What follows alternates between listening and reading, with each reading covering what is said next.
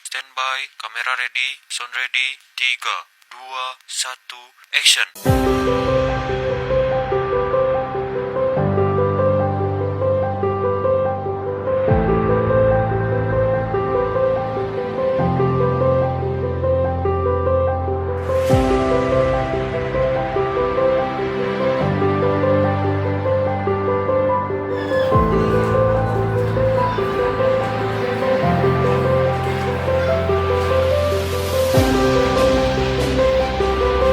Assalamualaikum warahmatullahi wabarakatuh.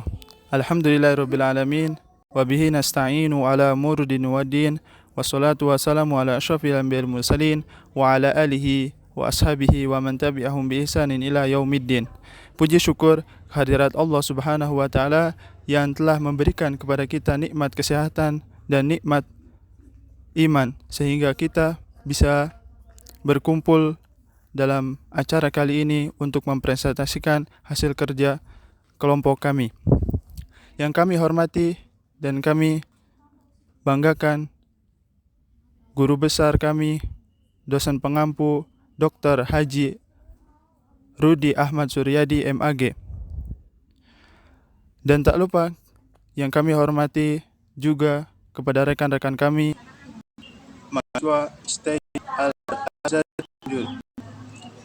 Baik, dalam kesempatan kali ini saya akan menjadi moderator. Perkenalkan, nama saya Komarudin.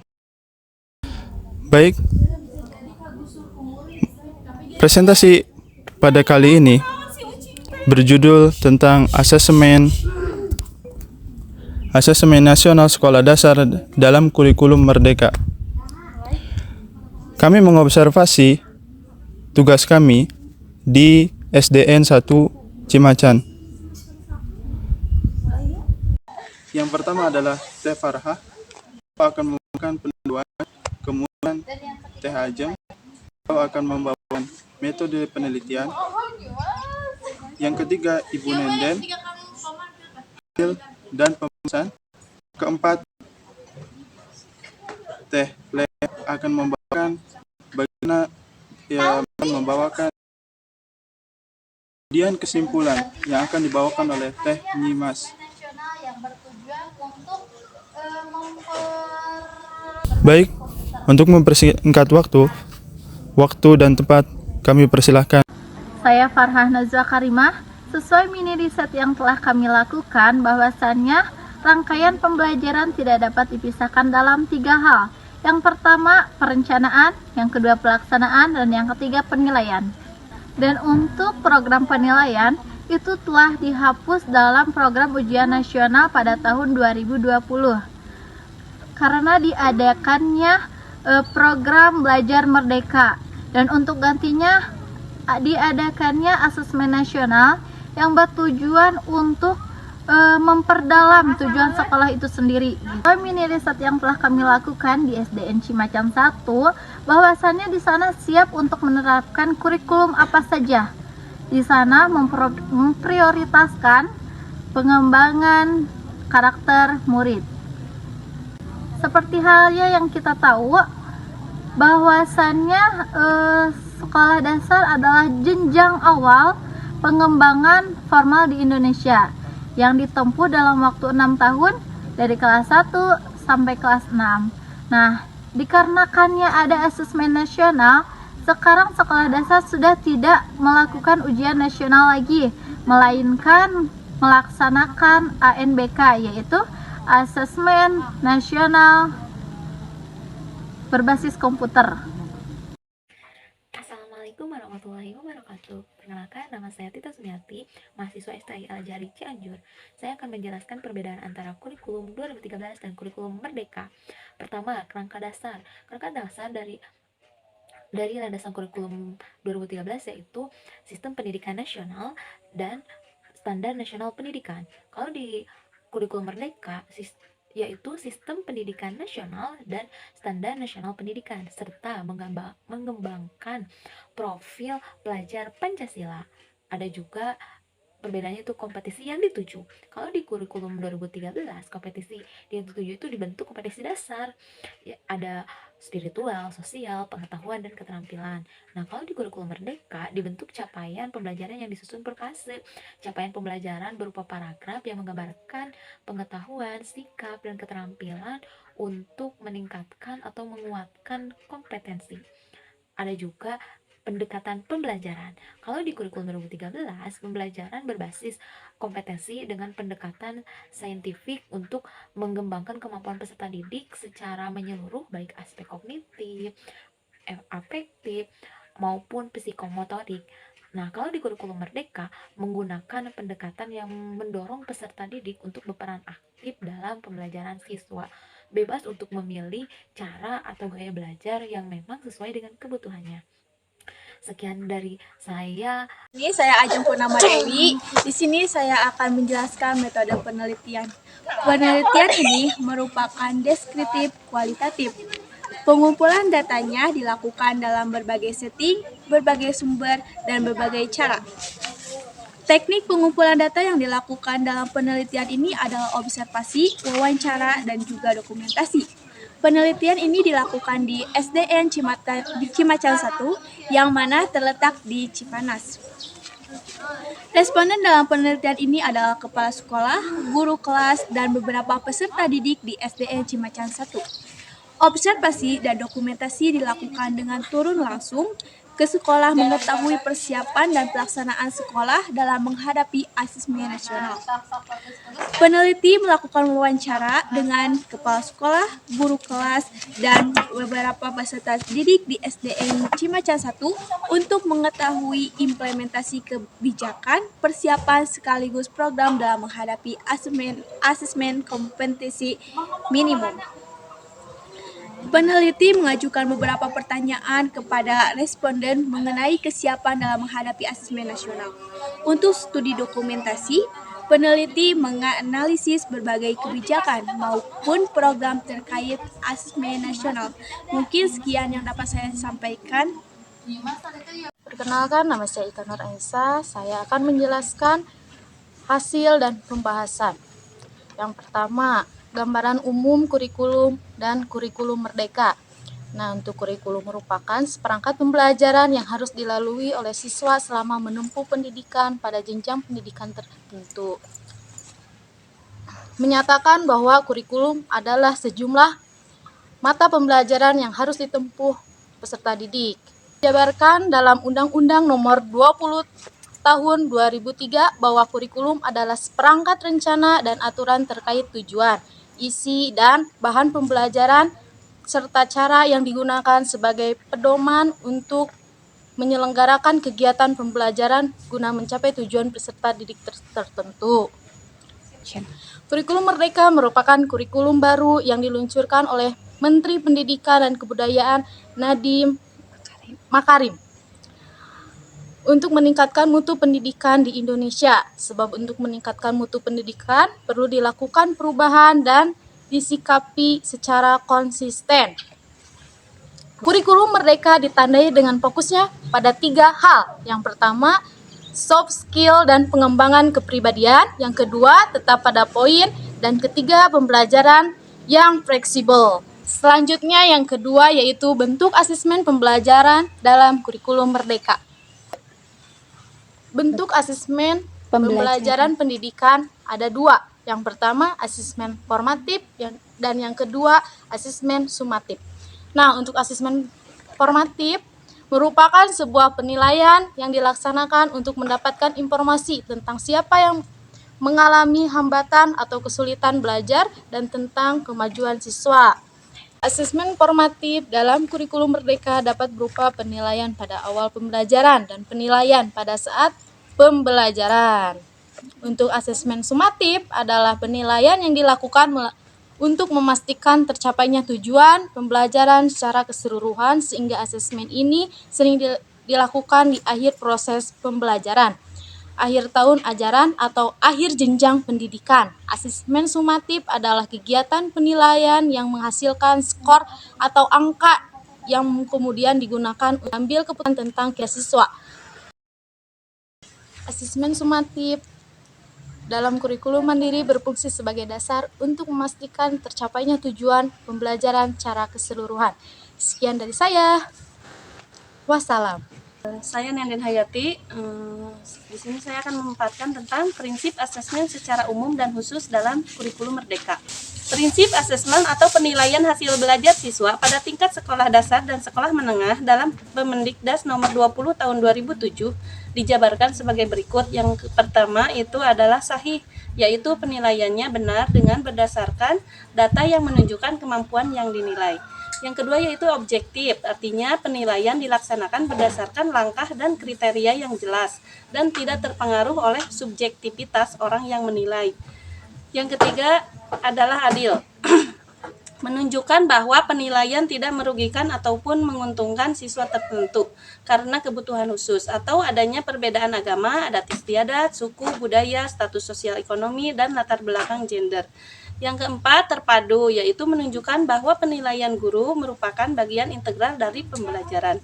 Yang kelima yaitu terbuka, yaitu teknik penilaian, hal-hal yang dinilai, dan alasan penetapan keputusan dapat diketahui oleh pihak terkait. Holistik dan berkelanjutan. Artinya, dalam penilaiannya, guru menggunakan beragam teknik dalam menilai kemampuan siswa untuk memonitor perkembangan keterampilan yang dimiliki siswa. Yang keenam yaitu sistematis, artinya penilaian dilakukan secara terencana dan bertahap mengikuti standar langkah-langkah yang ditentukan. Yang ketujuh yaitu beracuan kriteria, yaitu penilaian yang dilaksanakan berdasarkan ukuran capaian kompetisi yang ditetapkan. Yang kedelapan yaitu akuntabel, artinya teknik, prosedur, maupun hasil penilaian dapat dipertanggungjawabkan. Sekian dari saya, terima kasih. Baik, saya Ani Atika. Saya akan memaparkan mengenai bagaimana pendidik merancang dan menerapkan asesmen dalam kurikulum Merdeka. Kurikulum Merdeka memiliki istilah modul pedagogi. Ini menggunakan modul-modul pendidikan yang dibuat oleh pemerintah. Dalam hal ini, Kementerian Pendidikan dan Kebudayaan. Sehingga pendidik tidak perlu melakukan evaluasi. Namun, jika pendidik mengembangkan sendiri modul pendidikan, maka mereka dapat merancang kebutuhan untuk penilaian diawali dengan pengembangan tujuan penilaian yang berkaitan dengan tujuan pembelajaran. Kalau Merdeka, kriteria yang digunakan untuk menetapkan pencapaian hasil belajar dapat dikembangkan oleh guru dengan menggunakan beberapa pendekatan yang berbeda. Antara lain, yang pertama, menggunakan deskripsi atau uraian sedemikian rupa sehingga siswa dianggap tidak memenuhi hasil belajar jika tidak memenuhi kriteria tersebut. Kemudian yang poin kedua adalah dengan menggunakan rubrik yang dapat mengidentifikasi sejauh mana siswa mencapai tujuan pembelajaran. Kemudian yang nomor 3 adalah menggunakan skala atau interval atau pendekatan lain untuk mengembangkannya sesuai dengan kebutuhan dan kemampuan guru. Kurikulum Merdeka menekankan pentingnya keterpaduan pembelajaran dengan asesmen, terutama asesmen formatif sebagai suatu siklus belajar. Seorang siswa dianggap berhasil mencapai suatu tujuan pembelajaran apabila siswa tersebut memenuhi kriteria atau indikator yang dikembangkan oleh pendidik untuk mencapai tujuan pembelajaran.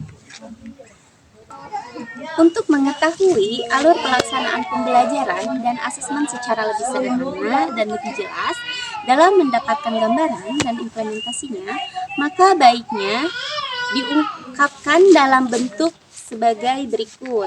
Nah, jadi ada beberapa uraiannya di bawah ini. Yang pertama adalah pendidik menyusun rencana pelaksanaan pembelajaran dan asesmen formatif. Itu poin pertama. Kemudian yang poin kedua adalah melakukan asesmen di permulaan pembelajaran. Dan yang poin ketiga adalah pendidik memodifikasi rencana yang dibuatnya. Kemudian yang keempat adalah melaksanakan pembelajaran. Yang terakhir nomor 5 adalah melaksanakan asesmen di akhir pembelajaran. Berdasarkan alur pelaksanaan pembelajaran dan asesmen di atas, dapat diketahui bahwa sebelum memulai pembelajaran terlebih dahulu, guru menyiapkan rencana pelaksanaan pembelajaran, begitupun langkah-langkah selanjutnya, dan yang terakhir yaitu adalah pelaksanaan asesmen di akhir pembelajaran. Mungkin itu saja, terima kasih. Bismillahirrahmanirrahim. Perkenalkan, saya Siti Soleha, mahasiswi dari STI Al-Jari Cianjur. Di sini saya akan memaparkan materi dari Adapun implementasi program asesmen nasional di Sekolah Dasar SDN Cimacan 1 seperti yang dibahas dalam laporan hasil penelitian melibatkan berbagai kegiatan seperti sosialisasi, workshop, webinar, pelatihan baik secara online maupun online serta pendidikan. Adapun implementasi program asesmen nasional di Sekolah Dasar SDN Cimacan 1 seperti yang dibahas dalam laporan hasil penelitian melibatkan berbagai kegiatan sosialisasi, workshop, webinar, pendidikan, serta pelatihan baik secara online maupun offline. Guru-guru juga telah memperoleh sosialisasi dari bimbingan teknis terkait asesmen nasional. Selain itu, sebagian dari mereka ditugaskan untuk menjadi tim teknis maupun narasumber bersama Dinas Pendidikan. Hal ini menunjukkan adanya peran pemerintah yang cukup baik dalam menyiapkan asesmen nasional. Meskipun demikian, masih ditemukannya kekurangan terutama dari segi sarana, prasarana yang harus dipenuhi untuk melaksanakan asesmen nasional berbasis komputer atau disingkatnya dengan ANBK. Namun, hal tersebut masih bisa dibatasi dengan cara meminjam komputer dari orang tua, instansi lain, atau pihak lainnya. Mas Dinar Misik akan menyimpulkan bahwasanya asesmen atau penilaian merupakan seperangkat prosedur yang dilakukan secara sistematik dan berkesinambungan untuk mengumpulkan informasi tentang proses dan hasil pembelajaran siswa guna mengambil keputusan berdasarkan kriteria dan penimbangan tertentu. Asesmen atau penilaian hasil belajar peserta didik berbentuk asesmen formatif dan asesmen sumantif. Asesmen formatif dilaksanakan di awal atau proses pembelajaran, sedangkan proses sumantif dilaksanakan di akhir kegiatan pembelajaran. Berdasarkan hasil dan pembahasan dapat disimpulkan bahwa asesmen nasional diperlukan untuk memetakan dan mendorong perbaikan mutu pendidikan secara berkala dan berkelanjutan. Proses asesmen nasional di Cimacan 1 ini berdasarkan data sudah dilaksanakan sesuai dengan kebijakan baik secara teknis maupun prosedural. Namun, dari data yang diperoleh masih ditemukan kekurangan tertentu dari segi sarana prasarana yang harus dipenuhi untuk melaksanakan ANBK. Walaupun hal ini tersebut masih bisa diatasi dengan cara menumpang di sekolah terdekat atau meminjam komputer dari orang tua atau dari pihak lainnya. Hasil wawancara tersebut, program sekolah terkait berdasarkan salah satu komponen dalam AN yaitu asesmen kompetensi minimum, sekolah belum memiliki program khusus dalam persiapan menghadapinya. Semua hanya berdasarkan buku latihan AKM atau link dari Pusmenjab. Kelangsungan AN terletak pada guru dan peserta didik sehingga survei persepsi maupun kesiapan guru dan siswa dalam asesmen nasional perlu dilakukan untuk memberikan gambaran tentang persiapan guru dan siswa dalam AN dan menjadi pertimbangan pihak-pihak yang terlibat dalam menentukan kebijakan lebih lanjut, terutama pengukuran mutu pendidikan di Indonesia dan peningkatan persiapan dalam melakukan penilaian nasional pada tahun berikutnya.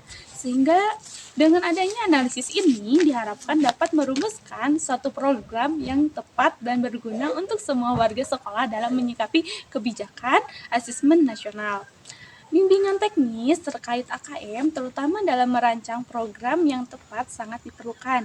Selain itu, ketersediaan sarana prasarana penunjuk yang memadai perlu mendapatkan perhatian lebih tertentu dari pemerintah. Alhamdulillah, pemaparan telah selesai kita sampaikan. Semoga apa yang kita sampaikan bisa bermanfaat kepada teman-teman semua dan bisa menginspirasi teman-teman juga. Jika ada ucapan atau kata-kata yang kurang berkenan dari kelompok kita, mohon dimaafkan. Undur maqala walatangdur manqala. Cuma sekian. Assalamualaikum warahmatullahi wabarakatuh. Pengembangan kurikulum